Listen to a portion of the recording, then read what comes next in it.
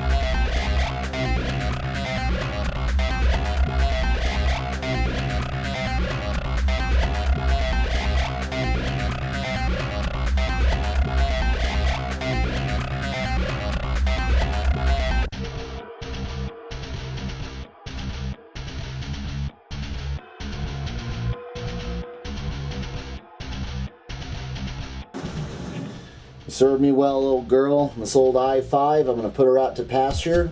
Maybe turn her into a media machine, or maybe a place where I can capture video game footage and keep it down here in the basement. That way I don't have to keep transporting a computer up and down.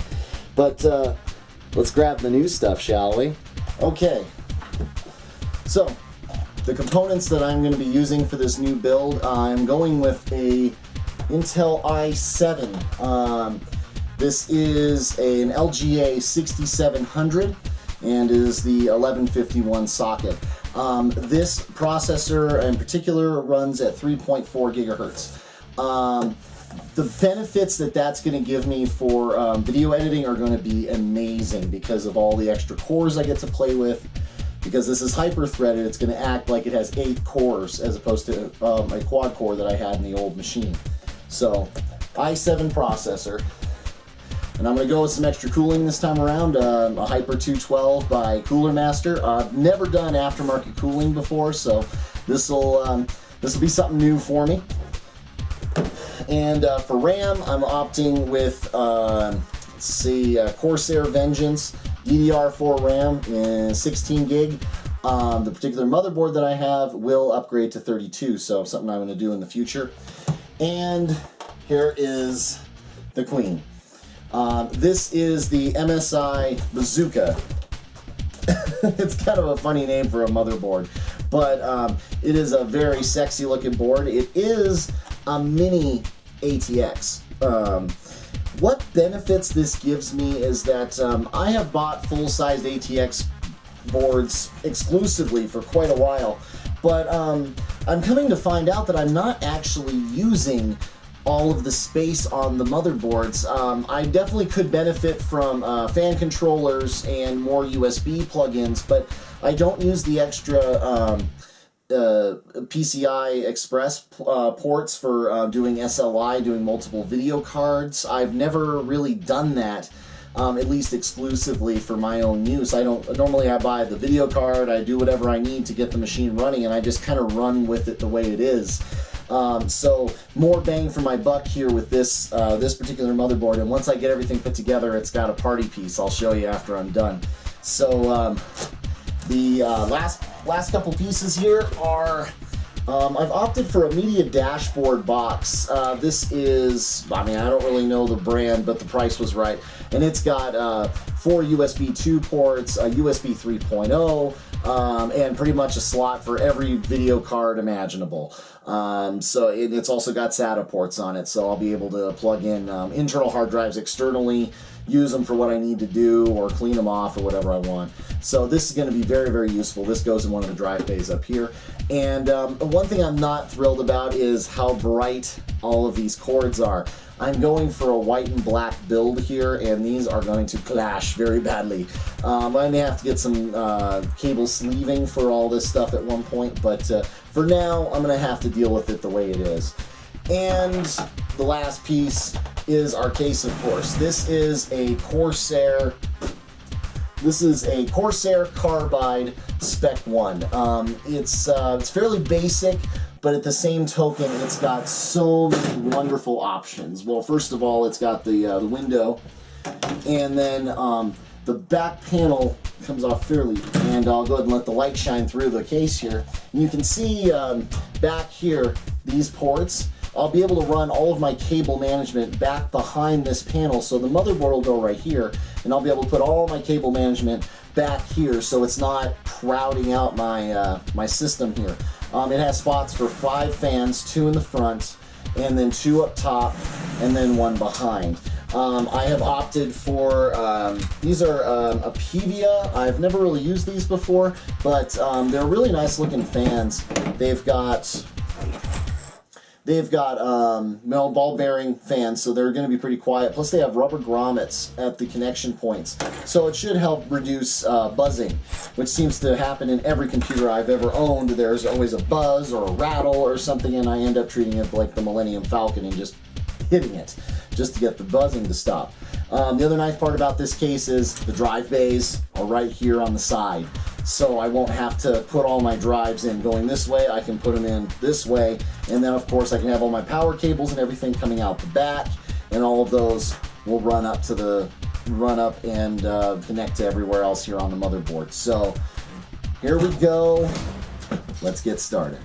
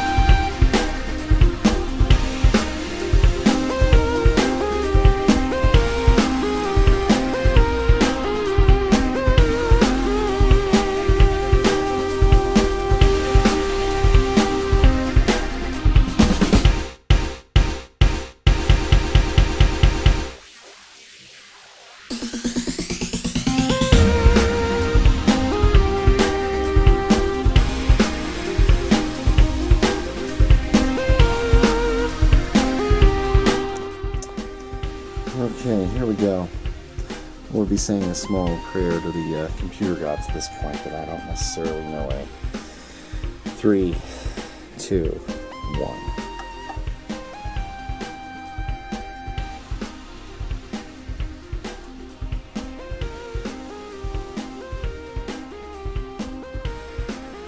Oh, come on, post.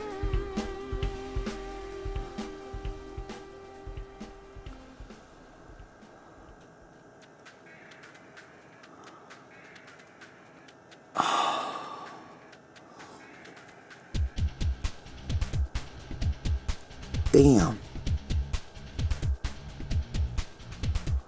Well, to be continued. Wait. It works.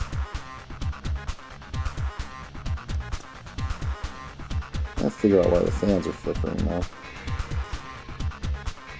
Alright, so it started Windows 10. Still don't know why those fans are blinking. I'll have to look into that. But here we go. It's thinking very hard. Well, I wouldn't have counted that happening. It loaded in to my Windows. Holy crap. After a bit of case management, I think she is done.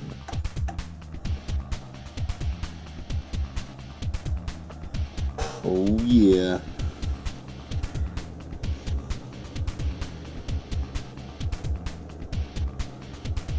It was a good looking computer. I know a lot of the cables and stuff inside are a little unsightly, but unfortunately that's just the nature of this power supply. I can't help it much, but holy crap, I got a lot of power in here. That's a good looking case. Now I didn't know it, but the hard drive light up there is red. I had no idea, but I don't know. I kind of like the aesthetic.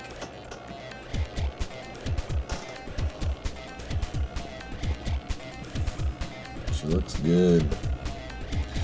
And I don't know if you can see with the glare, the party piece for this motherboard is it has LEDs on the back of it. So if you see that glow right back in there, LEDs on the motherboard, kind of sweet. Anyhow,